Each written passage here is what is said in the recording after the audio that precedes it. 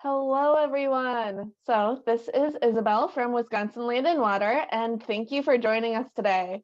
I'm going to just give a few little tidbits before we start, hopefully as people start trickling in a little bit more. So as you just heard, I am going to be recording this webinar, and it will be posted on the Wisconsin Land & Water website at some point in the near future.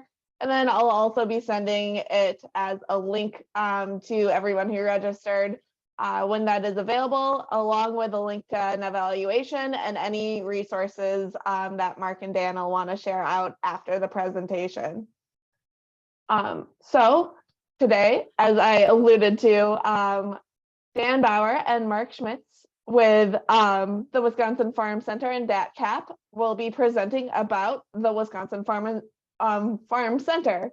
We're going to take questions throughout the chat, throughout the whole presentation, and hopefully you'll get them answered as soon as we can. But we have also set aside time at the end so that we have a Q&A. And I think that's about all I have to say. So without any further ado, Dan and Mark, please take it away. Yeah, thanks so much, Isabel. It's just really a privilege here from the Department of Agriculture, Trade and Consumer Protection and our DADCP Wisconsin Farm Center program to be with you here today. I'm so thankful for your help, Isabel, scheduling this, getting it organized, and making this content available to some of the staff you work with in the Wisconsin Land and Water program. So really excited to have this opportunity to go through this webinar with you all this morning. I think I'm going to give maybe a couple more minutes to let people get logged on before we go into the content super heavily. As Isabel said, my name is Dan Bauer, and I live here in Lake Mills, Wisconsin. So I'm about 30 minutes east of Madison or so. And I am the program supervisor for the Wisconsin Farm Center. And I'll be introducing that concept to you all and maybe giving a little better explanation of what that means here in the upcoming slides. And then co-presenting with me today, we have Mark Schmitz from Madison, Wisconsin. And Mark is one of the Farm Center's financial consulting and transition planning specialists. So Mark is in the field working one-on-one with farmers and their family members and their business partners.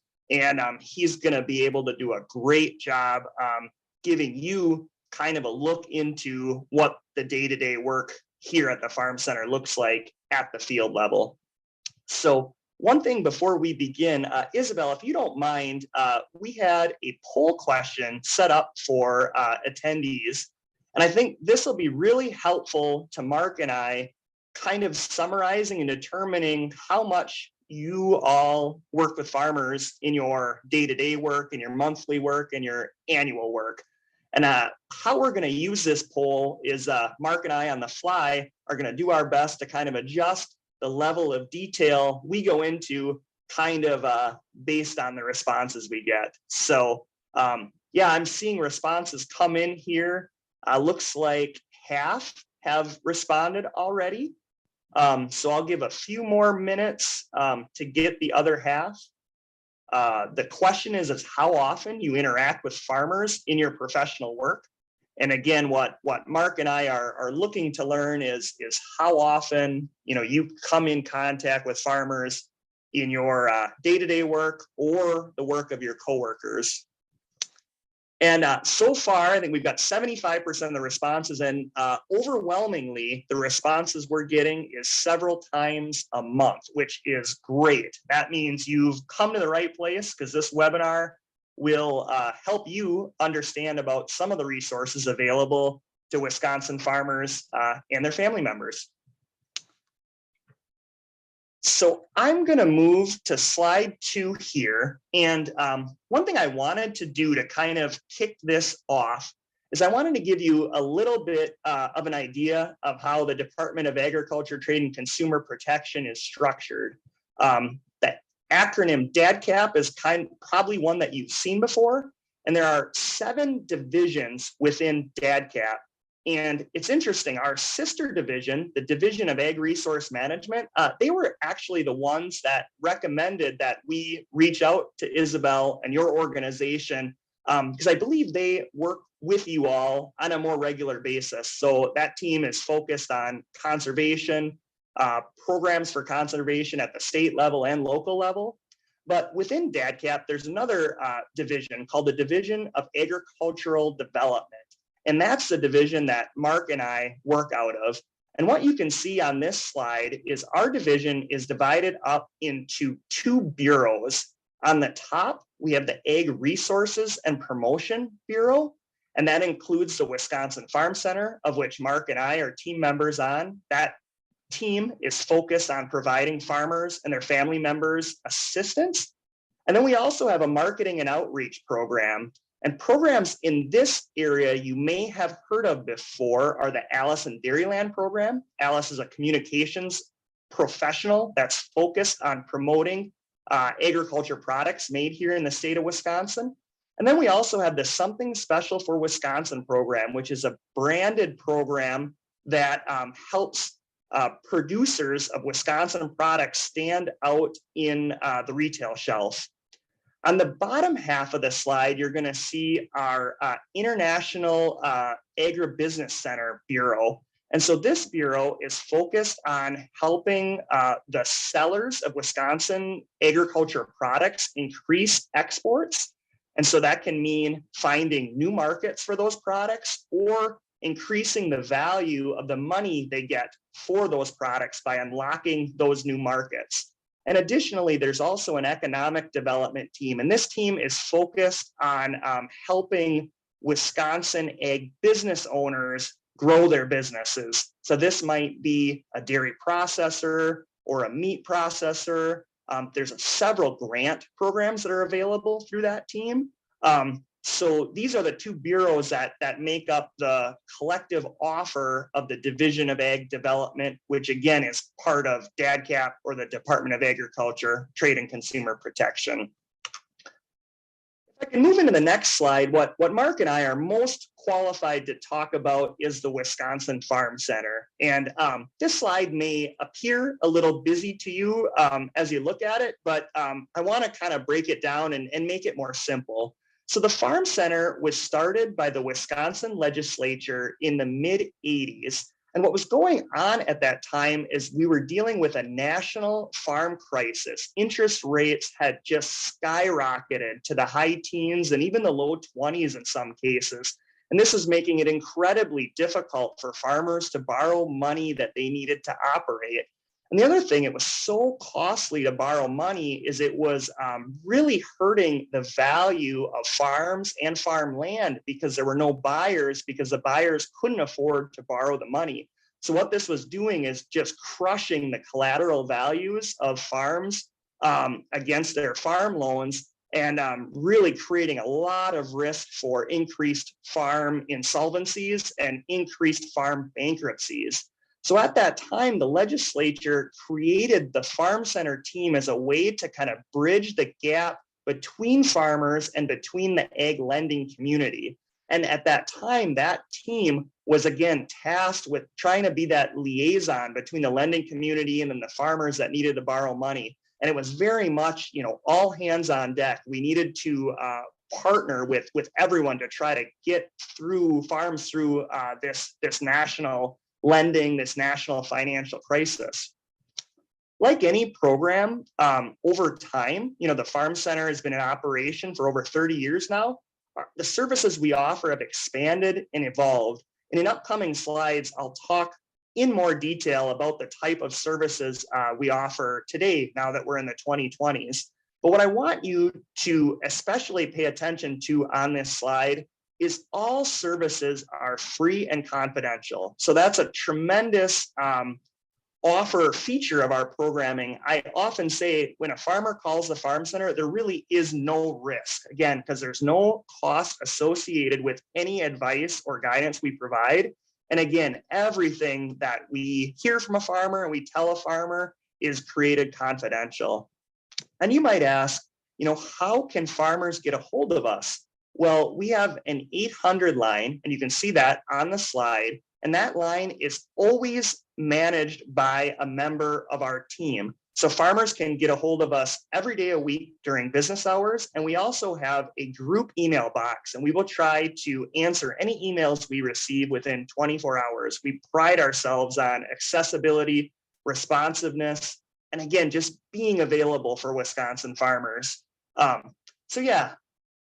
Moving into the next slide, this is an infographic, and I think it's just an easier way for us to display the areas that we try to assist farmers in.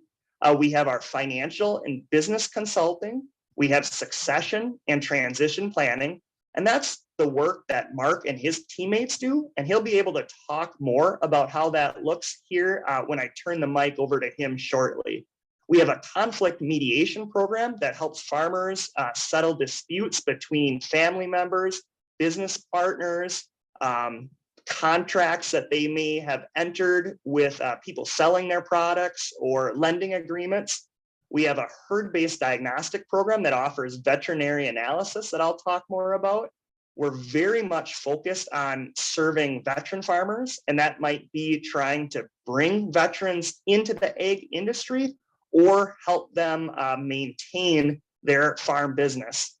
And then we also have a farmer wellness program, which is our newest offer here at the Farm Center. And I'll be talking more about how that came to be in upcoming slides.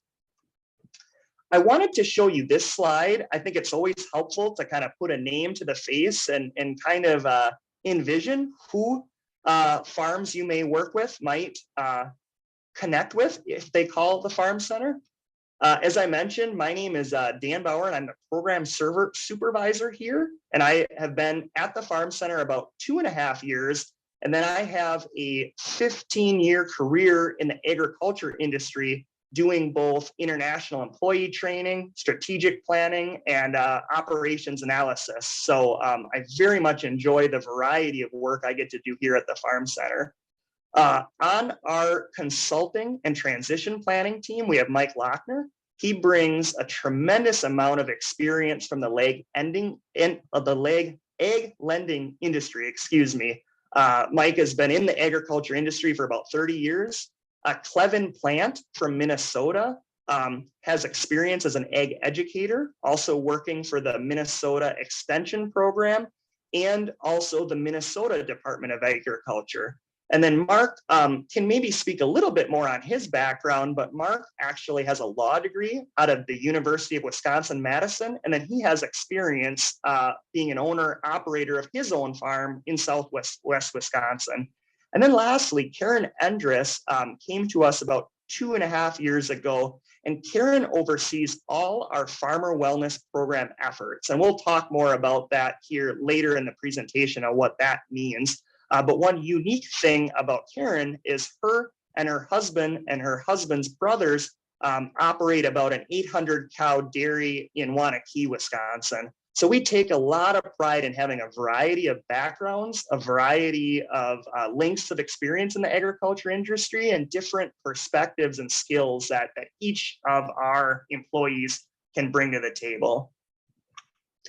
So now I would like to turn speaking responsibilities over to Mark Schmitz, who'll be joining me today again as a co-presenter. And Mark's going to walk through the next couple slides and kind of give you a firsthand view of what it looks like being a field consultant on the Farm Center team. Go ahead, Mark, take it away. All right. So my day-to-day is varied. It really depends on what kind of calls we receive, what kind of farms that we're taking care of at any given time. We do handle a lot of dairy farm cases, which is really in my wheelhouse, since I grew up on a dairy farm in Southwest Wisconsin, helped manage the farm with my dad, and then transitioned out of dairy farming to allow them to retire. Stan mentioned I also have a law degree. I am a practicing attorney a little bit on the side, which is a weird mix sometimes, but it does help give a good background of some of the legal ramifications that farmers might face with their transition planning plans and all of those things. So like Dan mentioned, we have just a really broad experience level at the Farm Center. Kevin was an ag educator, so he does a really good job of speaking to to younger folks in a way that they can understand. Mike with his ag lending background is just great. Karen with her production background and marketing. It's a really good team that we've put together, and we like to collaborate on our services as much as possible. We do cover the entire state. And Dan, can you kick this slide ahead? There we go. Thanks. We do cover the entire state. We'll travel to the farm to do our consulting work. We'll go wherever you are. I think I put 750 miles on the state car last week. So there are some long days where we're buzzing all over the state, but we're happy to do it. And I think that's the best way that we can render services, is really getting out to where the farmer is located, so they don't have to come to Madison or travel 2 hours after working on the farm. They can just jump in the shower and go to the kitchen table, and we can sit down and have a meeting with them right at their farm and talk with the family, talk through their situation, see what we can do to help them out. I think that's just a really, really effective model that I don't want people to lose sight of. We're here to help, and we're here to travel to wherever the farmer is located in the state.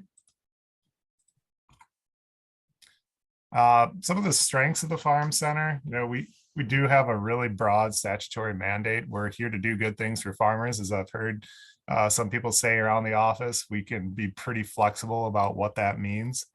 Whether it involves being on the phone with somebody till 7 o'clock at night if they're having a problem or a concern, we're here to go the extra mile to help farmers out. All the information that's shared with us is kept confidential by state law. We're not going to share farmers' information with IRS or with Department of Revenue, anybody like that. We're not going to be a whistleblower. As one of the consultants used to say at the farm center, if you tell me that you shot your neighbor and buried him in the back 40 last night, I might have to tell somebody, but absent that, your secrets are safe with us. So we really want to be available so that people can tell us the entire story of what they have going on, so we can do a good job of advising and serving them with whatever their problems might be.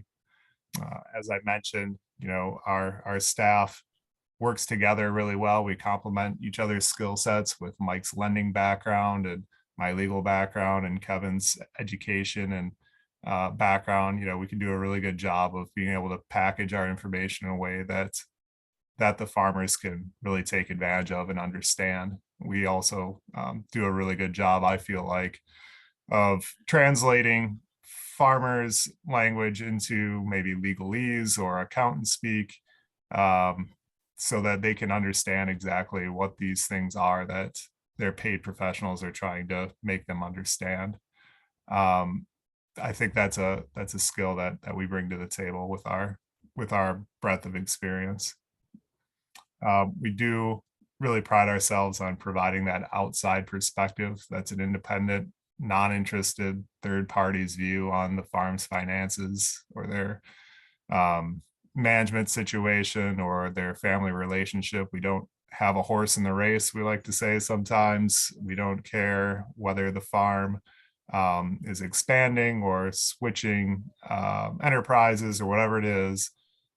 We don't have any products to sell. We don't collect any consulting fees. We don't have to, farmers don't have to feel like we're there with some ulterior motive to string them along. We're here to help, and whatever that means, we're happy to do for the farmer.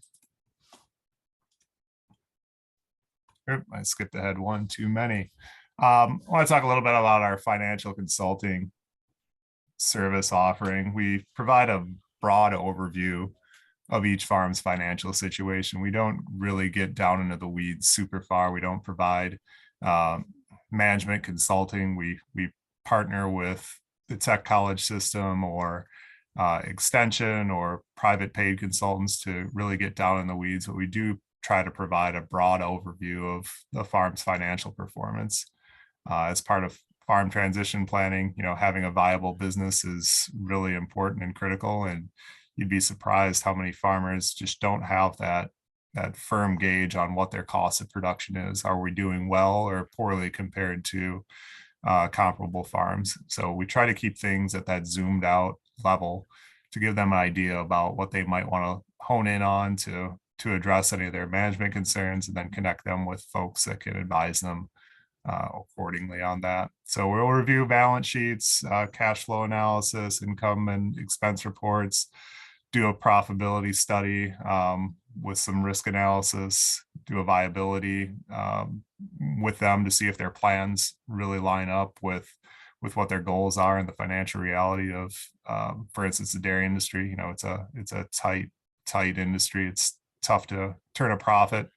And so, you know, if there's a lot of risk being taken on and that's going to compromise the family's ability to retire, we try to, you know, flag that as something that they might want to consider as they're forming their plans going forward. We also take a look at debt repayment schedules. Farms tend to fall into two camps. Either they really hate debt and they want to pay it off as soon as they can, or they just finance things as long as the bank says it's all right. And so we try to encourage farms to find some happy middle ground on a lot of their financing decisions. Don't be too aggressive, but at the same time, don't leave opportunity on the table just for an artificial goal of being debt free at some point. So those are a few of the things that we advise farms on in relation to our financial consulting.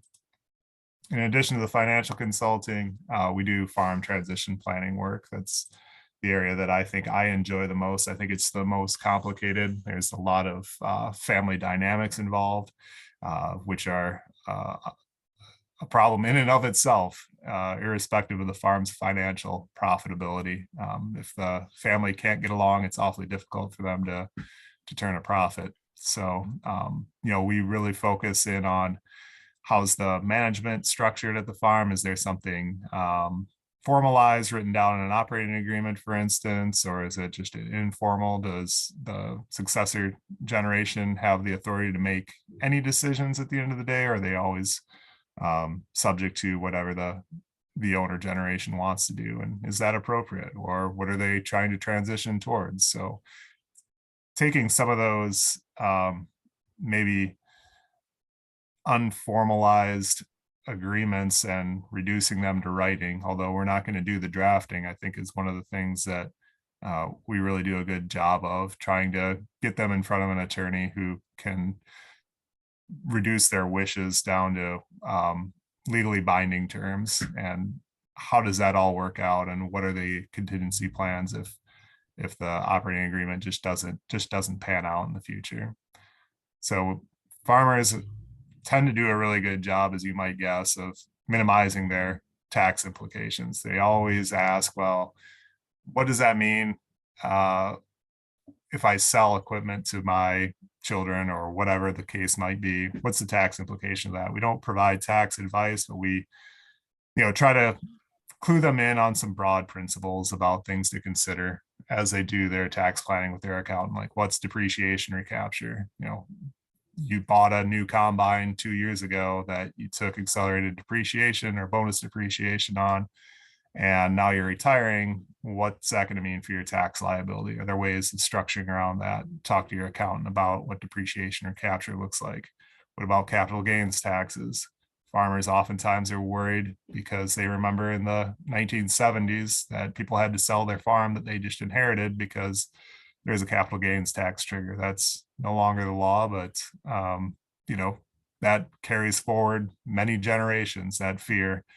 So we just try to make farmers aware that, you know, the rules have changed somewhat, and your estate planning should definitely change with the times. So we'll sit down with farmers and give them some broad overview ideas about what they might do for their estate plans, whether it's a will, revocable trust, irrevocable trust. How does that affect the nursing home asset recovery? Probably the number 2 fear of farmers. If it's not Uncle Sam, it's the nursing home getting the farm if they have to go to the nursing home. How does that all work?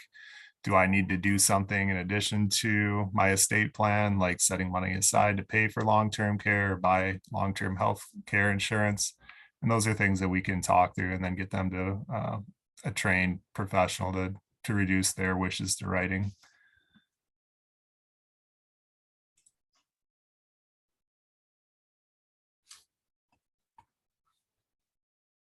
Can you go ahead one slide? Thanks. And then we do have our farm mediation program that Dan spoke about a little bit. That's a program that we sit everybody down at the table who's willing to participate, provide a volunteer mediator who's been trained, and we'll keep all the things shared at the mediation confidential and try to talk through a dispute before it becomes a court case. There's no charge for those services. And, I've had personally really good success involving our mediation program and the counseling program that I'll talk about a little bit more in a few slides, just in some of these farm transition planning. So it's just another example of how the different programs operate together at a really high proficiency level. I think like the program it's more than the sum of its parts, I would say. They really complement each other. And I think it's important that farmers have full visibility and availability to all those programs. So the only area that there's mandatory participation is for USDA programs. All other disputes are voluntary that we're able to mediate. So people have to come to the table. We can't drag them there. It's not court ordered, but it is the first step after the parties try to figure out their dispute on their own. The first step before they hire attorneys and go to litigation. Dan, you want to talk about herd-based diagnostics? Yeah, thanks, Mark. I'll jump into this and cover the herd-based diagnostics slide because it's a program that I've spent quite a bit of time working with and overseeing. And it's interesting, herd-based diagnostics, if I'm in your seat, that may not mean a whole lot to you. So I'm going to try to give you a little program history and try in, kind of layperson's words, explain, what this sub-program of the Farm Centers offer focuses on. So the history of the herd-based diagnostics program is, I'm not sure if you've ever heard of stray voltage or not. So stray voltage can be just a crippling problem in the dairy industry. So if you go back into the 90s, there were big issues with outdated electrical grids and stray current getting into these farm facilities. And like Mark talked about, dairy farming is such a tight margined industry. If you've got any kind of like dip or limit in performance, it can be absolutely financially crippling. And this low level, stray voltage, unaccounted for currents that get into dairy farms can affect animal behavior. It can affect nutrition. It can affect water intake. And ultimately, it can hurt milk production. And if you're in the dairy farming business, your job is to produce as much saleable milk as possible. And that's how you pay your bills. That's how you make your profit. And so what the Wisconsin legislature did in the 90s was they started a stray voltage program. And that program was administered by statute by the Public Service Commission, who's tasked with regulating the utility companies that provide electricity in the state. And then also DATCP, the Department of Agriculture, became a partner on that program. And so when you see the term herd-based diagnostics, one thing that's going on is herd-based diagnostics program, it employs a veterinarian. And you'll see in the popular press, there is an ongoing lack of supply for large animal veterinarians. And this goes for dairy farmers, producers of beef farmers, just any kind of livestock farmers. And what you'll see is a lot of the modern large animal veterinarians, they're just overworked. They're going farm to farm, dealing with crises, they're dealing with day-to-day operational needs, and they may not have the time to really do a deep in-depth investigation of what might be going on in the farm. And that's what our farm center veterinarian can offer. So our herd-based diagnostics veterinarian, like the program name says, will go herd to herd and do a deep, extensive diagnostic investigation of what might be going on at the farm. Because sometimes we have found that although a farm may be blaming performance issues on stray voltage, in reality, the issue could be nutritional, or the issue could be with their milking equipment, or it could be with their employees' ability to be compliant with different standing operating procedures. So these are some of the things that our on-staff veterinarian can help farmers problem solve and ultimately improve and correct. And we really take a lot of pride in the fact that our veterinarian, again, can go into more depth, more detail than a typical veterinarian might be able to do because their client load in their particular area of the state. The one thing I want to be crystal clear on is our veterinarian, it's a non-regulatory position. So it's, again, focused on diagnosing unresolved production, disease, or behavior issues or concerns. And we see our veterinarian very much as additive. It does not replace local vets, local nutritionists. Our veterinarian's job is to investigate the issues, do a variety of diagnostic testing, and then kind of be the quarterback for that management team. You know, he or she needs to involve the local vets, the local nutritionist, the local genetic salesperson, and try to come up with a holistic, comprehensive solution that the entire farm management team can implement. Again, no risk. There's no cost for this service. So as I said before, I think it's of benefit to farmers to look into these services because, again, they are not going to be on the hook for any kind of expenses or fees. And at the end of the day, what our farm center veterinarian is going to deliver is comprehensive reports and actionable recommendations that that farm can take. And in some instances, there may be stray voltage going on at the farm. And in those cases, we're going to bring in our partners at the Public Service Commission to help organize and conduct an extensive stray voltage phase 2 currency test to try to determine whether that is in fact what's causing the decrease in production, the decrease in performance. The other thing that I wanted to talk to you about, and I alluded to this in the early slide that was the infographic of all our services previously. So in Governor Evers' first biennial budget, so not the one that we are currently finishing. So we're going back about 2 to 4 years, the last biennial budget that was completed about a year and a half ago. One of the things that the legislature had noticed is these alarming rates of suicide in both rural communities and specifically in the farming industry.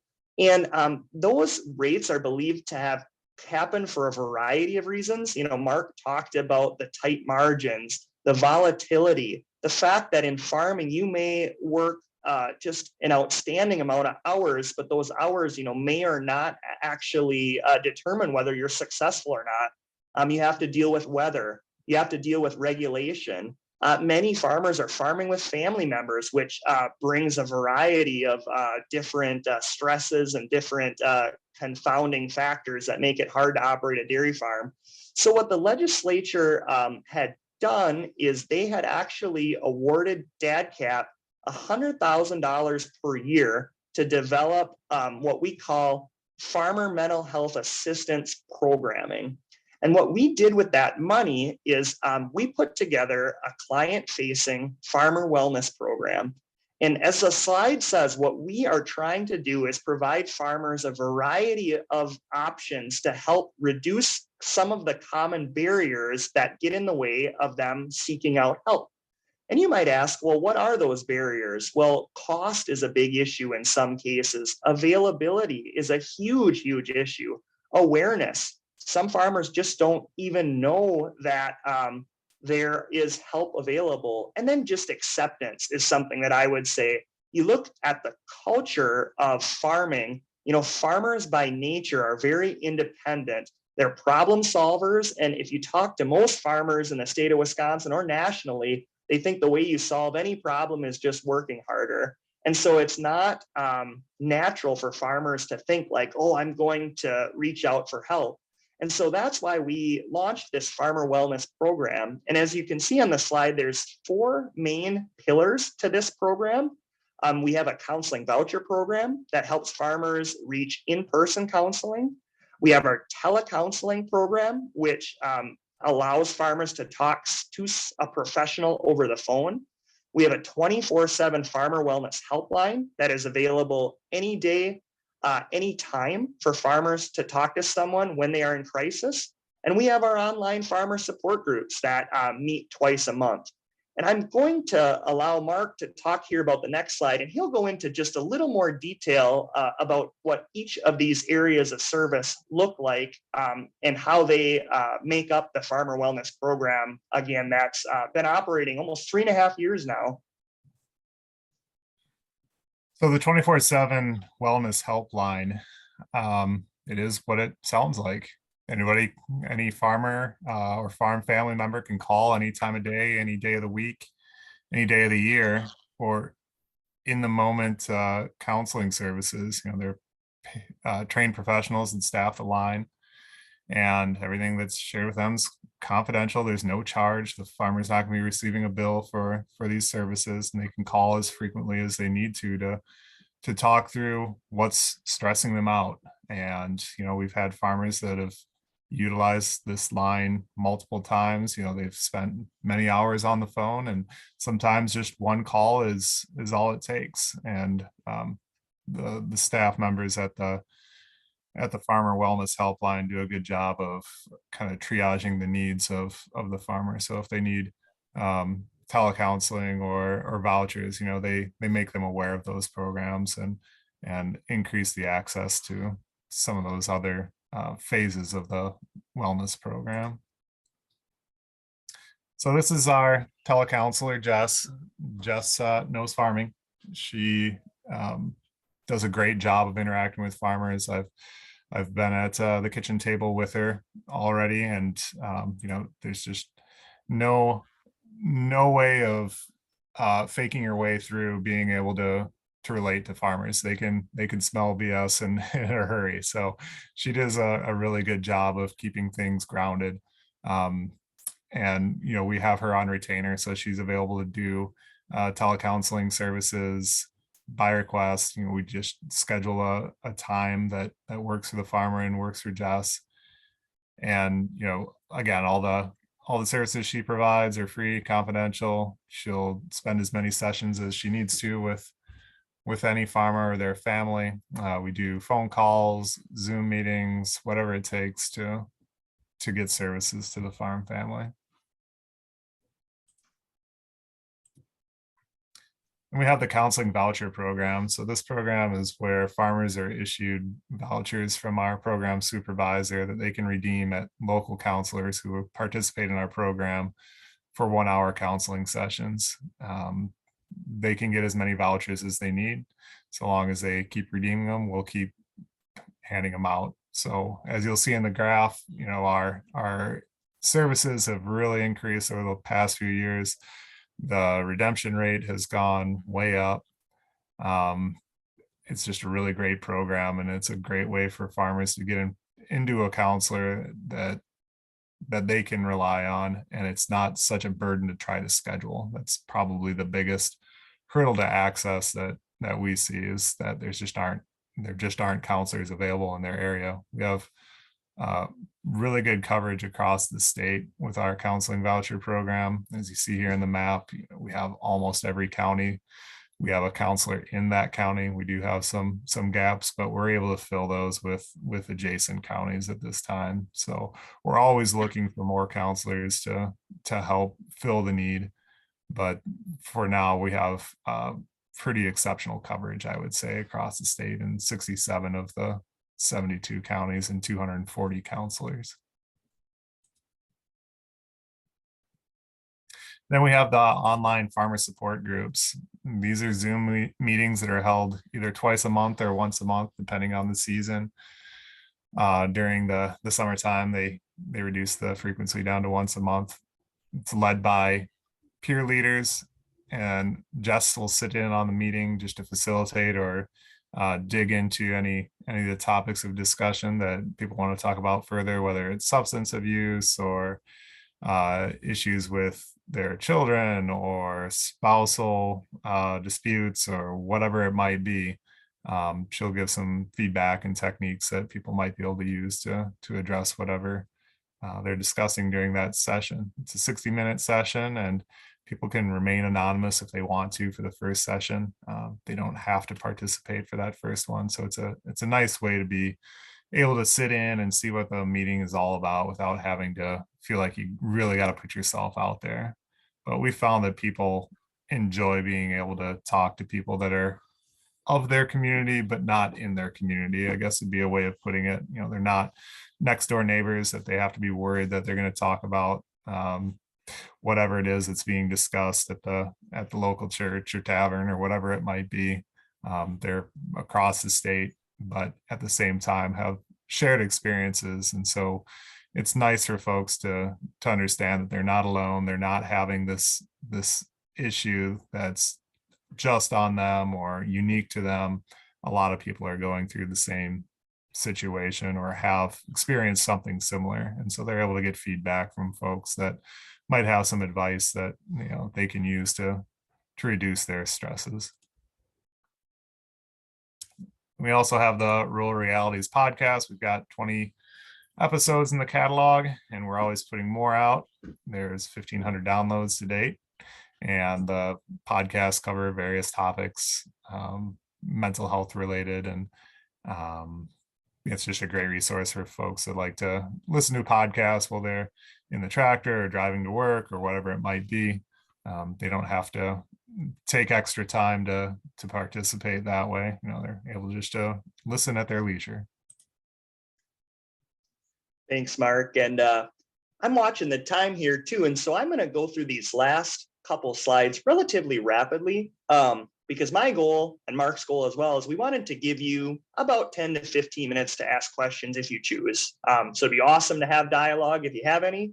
And if you don't, that's not the end of the world either. We can give you 10 minutes of your hour back. So that's always okay as well. A couple of the last resources I wanted to touch on that we are a part of is we have something new that we launched in January called the Farmers Job Hunting Workbook. And where I think this might be relevant to the work that you may do is you're definitely going to have farmers that for whatever reason, you know, maybe by choice or just have to leave the business. That was kind of a need that our team had identified. Is that, like we talked about, so much in farming is really outside of the farmer's control. We wanted to have a tool available for people to help them kind of gracefully strategize and negotiate their exit from the industry, whether that be voluntary or involuntary. And when you talk to employers just out in the state, farmers are so respected. They're disciplined. They're reliable, they're good at fixing things, they're problem solvers. But what you'll see is a lot of farmers may not have any experience in doing an online job application. They've been entrepreneurs their whole life, they've been their own boss. So it's like, it's not maybe natural for them to kind of do a whole job recruitment and job application process. And that's what this tool is trying to fill as a gap. This is trying to help farmers set goals, deal with stress, highlight all the skills they bring to the table, and then actually execute the resume and cover letter writing and interviewing that they'll have to do if and when they choose to pursue another job. So the cool thing about this is it's online in a fillable PDF, and we'll also mail printed copies at no cost to anyone that requests them. So we're working very hard to make this tool incredibly available for those that choose to pursue it. One thing I wanted to mention to your team, now this may not be relevant when I see the poll results and that 70% of you already work with farmers. You may not need this kind of training, but our team did develop what we call online farm culture training. One thing we heard in doing some of the focus groups that we've done is farmers feel like they're not understood. They feel like the service professionals that they interact with have gotten so far removed from the farm that they don't really understand farm culture and they don't understand farm values.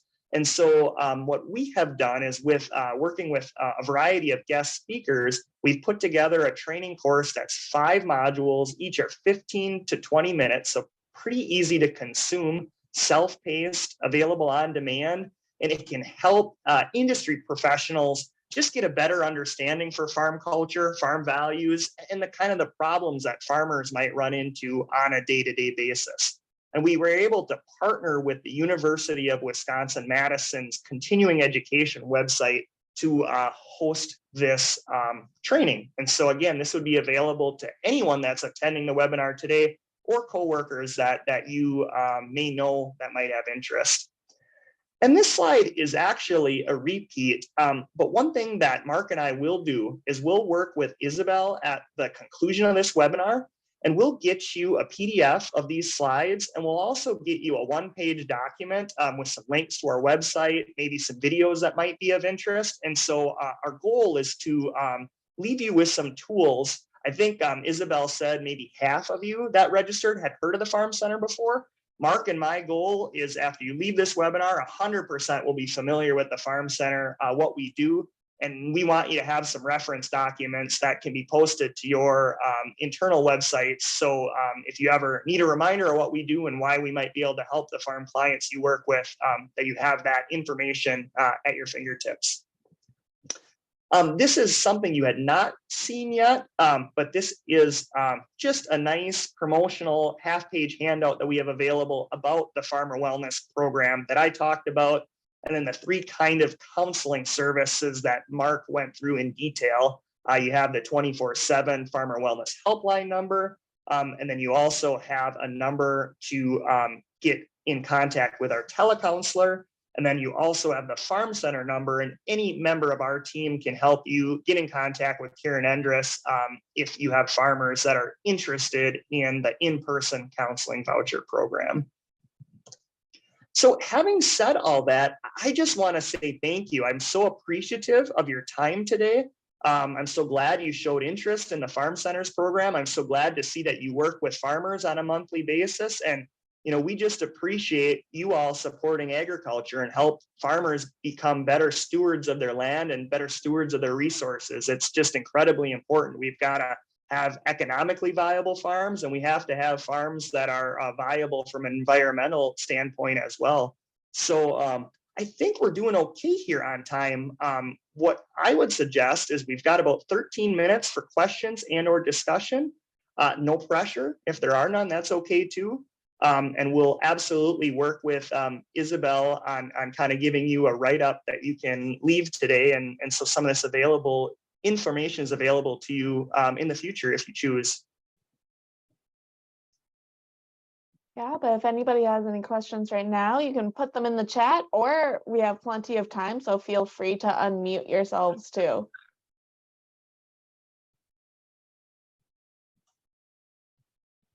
I'll start off with, I do have one question is, how are most farmers hearing about like the Farm Center right now? Like, is it mainly word of mouth? Is it mainly professionals? How do they get to you?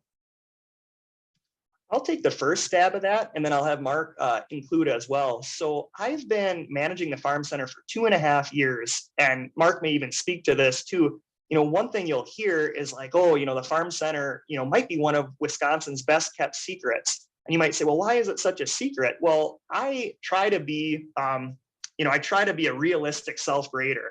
And I don't think we've been great at proactively promoting our programs, promoting our services. I might give us like a C on that. Where I think we get an A on that is reacting to the people that come to us. Our team is so focused on doing anything that they can help. They're awesome at responding to crisis, or they're awesome at like making themselves available at the drop of a hat for someone that calls. So we're doing a phenomenal job at that, in my opinion. I think what we're trying to get better at is the outreach, the promotion, making sure the people that would benefit from our services know about that. And you might ask, well, how are we doing that? Well, the printed promotional material on the slide is one thing we've done. This kind of webinar is another tactic that we're doing to try to get the word out. And we've been much more active in social media here in the last 90 days. So that's something you might see on Facebook. We're actually experimenting with some promoted ads to try to get that word out to younger people. And so that are some of the thoughts that I have. Mark, I would be happy to kick it over to you if you have anything to add, but those would be my thoughts kind of on that question. And good question too, by the way. Yeah, I think because farmers are in general pretty hesitant to seek out help, especially from government agencies. Word of mouth referrals are really important to us. We get a lot of farmers that come to us from lender referrals, especially farm service agency referral sources. Their lenders milk plants sometimes, but other farmers are also important referrals. So I think just anybody that can vouch that, you know, we're not here to tell you what to do with your life. We're not here to, you know, regulate you. We're not going to like blow the whistle on you for cheating on your taxes or whatever it is. Just having that warm referral from somebody else who's trusted is really important at this stage. But we do get, you know, folks that show up from print ads and some social media. I expect more of that. So, you know, some of those paid advertisings are starting to gain traction too. Thank you. In the chat, we had somebody ask if you could provide the link to that UW-Madison course. They'd like to look into that, and I think that seemed like a really great resource, so I'm sure lots of people would benefit. Yeah, we'll absolutely do that. In that kind of summary that we provide, Isabel, we'll make sure that that's highlighted. It is on our website, but we'll try to call special attention to it because I think it might be useful to your staff. If you have any like new employees that, you know, don't have an agriculture background, I mean, that's what it's designed for. So it might be relevant to your group. Absolutely, yeah. And we've been having lots of turnover with newer employees and everything. So I know lots of people are seeking out ways to connect better and to understand the needs of farmers and agriculture. So, okay, does anybody have any other questions? Again, we have time to unmute or anything. There's one more chat question, I think, at the top, Isabel, and it's to me, it's a direct message. I get it. I get it. It's an awesome question, in fact. So I got a direct message, and I'll just answer this verbally because I think it's an awesome question.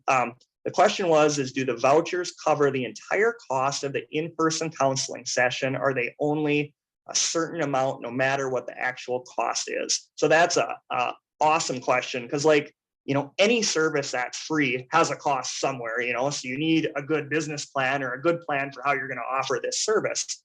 And so when Mark showed that slide of the 240 providers in our network, those are providers that have agreed to provide 1 hour sessions for our programs at a rate of $100 per session. Now, it is interesting. We're quite confident that that is likely under market of what they're able to charge. However, some providers join the network because they think it's the right thing to do. They almost feel like it's a philanthropic component of it. You know, they like giving back to farmers. And the other thing that we often tell providers is we're super easy to deal with. So if they're getting paid by insurance companies, like that can be a tremendous amount of like compliance and hoops to jump through and verification. And we pay our providers out within 30 days. And so Karen will often tell a new provider, hey, I'm going to be your easiest source of clients. I'm going to bring you clients and I'm going to get you paid within 30 days. And people really like that. They like how smooth and easy it is. And that's been a way we've been able to encourage providers to join and stay. Now, the other thing I will say is we're in a budget year here in the state of Wisconsin. And one thing that we're very much looking at is recently Medicare changed the rate that they reimburse providers for counseling sessions. And they're upping their rate to $125 per hour. And I think that's something we'll seriously look at when we find out which of our budget initiatives make the budget that's ultimately passed later this summer. And the last thing I would say is, you know, like anything, we have a certain pot of money to offer these counseling services. So if demand would explode, you know, we may have to like cap the vouchers per farmer. We haven't had to do that yet at this time, and I have no desire to do that. My focus is to try to help farmers in need. However, it becomes an economic reality when you have limited funds and increasing demand for the service. So that's something that our whole management team will continue to monitor on a monthly basis, yearly basis. And yeah, great question. And I hope that answers it. It's probably more detailed than you were expecting, but I just thought it was a really good question. I always love the questions that lead to the details and stuff, because that's where you get the best gems. Yep. Okay, I am going to stop the recording. So if anybody would also like to ask questions outside of the recording, you can do so now.